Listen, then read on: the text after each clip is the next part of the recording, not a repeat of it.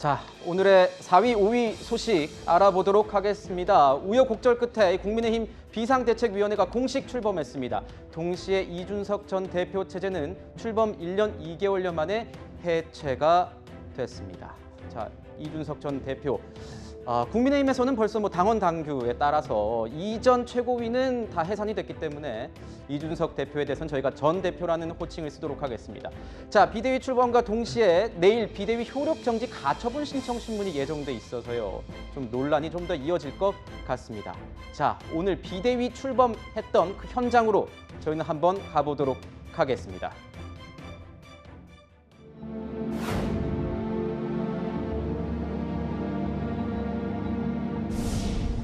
각각의 대표성이 누락되지 않도록 하고 또 의원들 경우는 각 선수를 대변할 수 있는 분, 그다음에 청년 이런 다양한 인선 요소들을 결합해서 이렇게 선임을 했습니다. 사심을 버리고 당의 화합과 국민들의 신뢰 회복, 더 높은 지지율 견인을 위해서 합심하고 단결하고 진정성을 가지고 노력하는 길밖에는 다른 길이 없을 것이라고 생각합니다. 다시 일할 기회를 주셔서 감사드리고 어깨가 무겁습니다.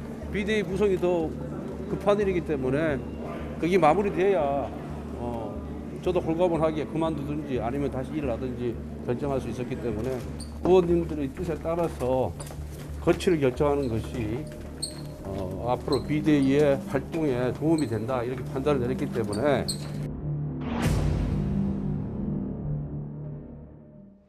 자, 국민의힘 비대위가 인선을 확정 지으면서요. 지금 공식 출범됐습니다. 권성동 원내대표는 지금 보신 것처럼 재신임 투표에서 압도적인 찬성으로 재신임이 됐고, 자, 우선 이준석 전 대표 같은 경우에는 431일 만에 불명예 퇴진하게 됐습니다.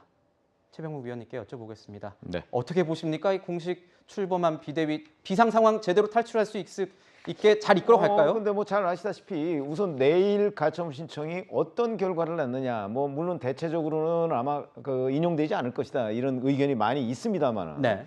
경우에 따라서는 이준석 전 대표가 받고 있는 여러 가지 불이익 이거를 회복할 수가 없는 거잖아요.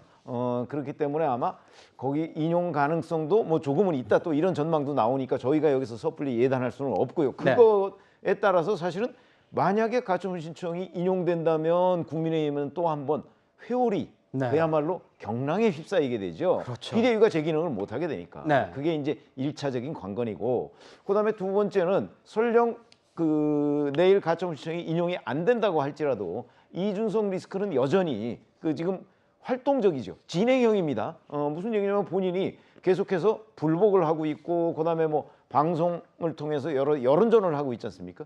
그게 이제 급기야는 윤석열 대통령을 통한 직접 공격까지 지금 이루고 있는 상황이다 보면 당을 어떻게 안정시키느냐 하는 게 이제 주호영 비대위의 관건인데, 주호영 비대위원장이 그동안 이준석 전 대표를 뭐 만나겠다고 했는데 그게 성사가 되지 않았습니다. 이렇게 해서 결국은 이준석 전 대표의 어떤 여론전을 막을 수 있는 방법이 없는 것 아닙니까? 현재로서는. 이렇게 된다면 계속 진행형인 이 갈등도 아마 조기에 어떤 마무리하기에는 좀 어려운 점이 있지 않을까 하는 생각이 미치고 보면, 네. 결국은 지금 현재 주호영 비대위가 안정적으로 활동을 해서 단기간 내에 전당대회에서 새 대표를 뽑는 것까지, 더군다나 정기국회가 9월 1일부터 시작이 되기 때문에 네. 굉장히 산 넘어 산이다 이런 생각을 하게 됩니다. 산 넘어 산이다 이렇게 표현을 해주셨습니다. 자, 비대위원 면면을 저희가 좀 보면서 어떤 형식으로 이 비대위원들이 뽑혔는지, 어떤 기준에서 뽑혔는지 좀 봐야 될 것 같습니다. 국민의힘 비대위원 인선 확정, 비대위 띄워도 내홍이 여전하다, 뭐 이런 얘기 저희가 제목으로 좀 뽑아봤는데, 지명직 비대위원회 보면 뭐 엄태영, 정양석, 최재민, 전주회, 주기환, 이소희 이 6인물이 지금 인선이 됐습니다. 이 가운데서요, 이현정 위원님, 네. 주기환 전 국민의힘 이 광주시장 후보 같은 경우에는 자녀의 대통령실 어떤 채용 논란이 좀 있었어요. 그거에도 그렇죠. 불구하고 이 비대위에 이름을 올린 이유는 뭐라고 보십니까? 일단 오늘 비대위 같은 경우는 이제 지역적 안배가 있었습니다. 강원도 출신, 뭐 충청 출신, 또 뭐 이런 이제 세종 출신 이렇게 지역적 안배와 또 남녀의 어떤 배려, 그다음에 이제 청년에 대한 배려, 뭐 이런 것들이 종합적으로 이제 구성이 돼서 이제 비대를 했는데, 주기환 지금 전 후보 같은 경우는 이분이 이제 이정현 당시 전남도지사 후보, 그다음에 조배숙 전북도지사 후보, 그다음에 주기환 광주시장 후보 이 세 분 중에서 가장 득표율이 높았어요. 네. 제가 알기로 15.3%인가 아마 했을 겁니다.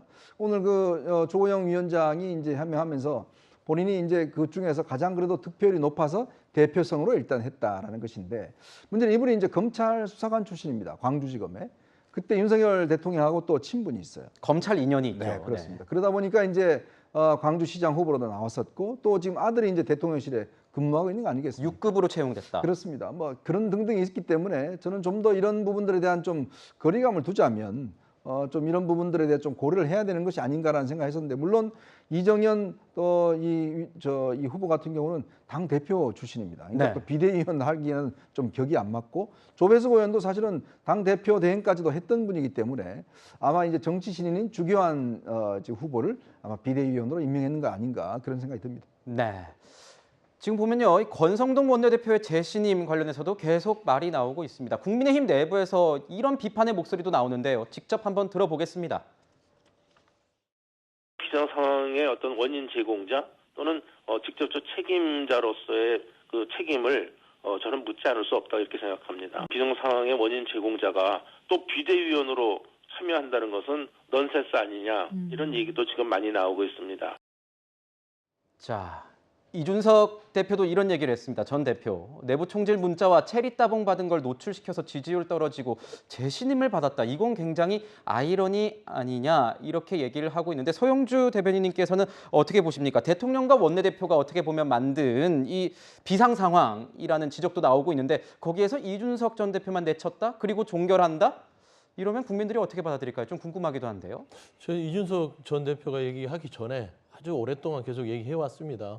이거 뭐 상대 당이라서 말을 많이 아꼈지만 그냥 정치적인 측면에서 좀 봤을 때는 권선동 원내대표가 사적 채용 논란부터 대통령과의 그 내부 총질 문자를 뭐 외부에 알리게 되면서 이 두 가지가 따지고 보면 국민의힘의 어떤 비상 상황을 촉발했거든요.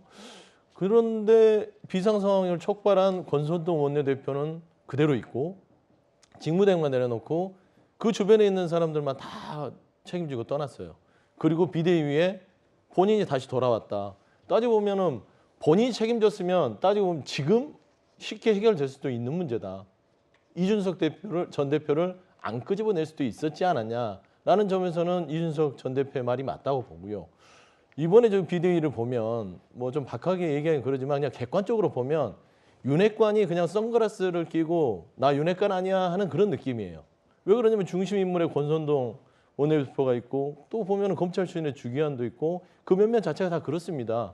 그러니까 뭔가 비상 상황이라서 비대위를 만들어놨지만 여전히 권선동 원내대표의 영향력 아래 비대위는 움직일 것이다. 따지고 보면 주호영 위원장은 본인이 말하자면 위원장으로서 얼굴마담을 하지만 지명직 비대위원 면면을 보면 세대와 지역과 여러 가지를 했다고 하지만 병풍 정도 수준밖에 안 되는 것 같다. 이유는 권선동 원내대표가 있기 때문에. 네. 저는 제가 봐서는 국민의힘의 이 수습을 빨리 타결을 하려면 권선동 원내대표가 이거는 솔직히 책임을 졌으면 네. 이준석 전 대표도 뭔가 더 공격할 거리들이 줄어들 수 있거든요. 그래서 저는 국민의힘이 빨리 수습되는 게 민주당도 답답해 죽겠어요. 뭔가 협치도 하고 뭐 민생도 논해야 되는데 안에서 뭐가 지금 해결이 안 되니까 네. 국민들도 답답한 만큼 민주당도 답답하다. 그래서 좀 아쉽긴 하지만 뭐 국민의힘이 해결할 문제지만 권선동 원내대표의 책임지지 않는 모습은 좀 실망스러운 부분이 있다라는 네. 좀 개인적인 평가를 가지고 있습니다. 서영주 대변인님의 개인적인 박한 평가와 함께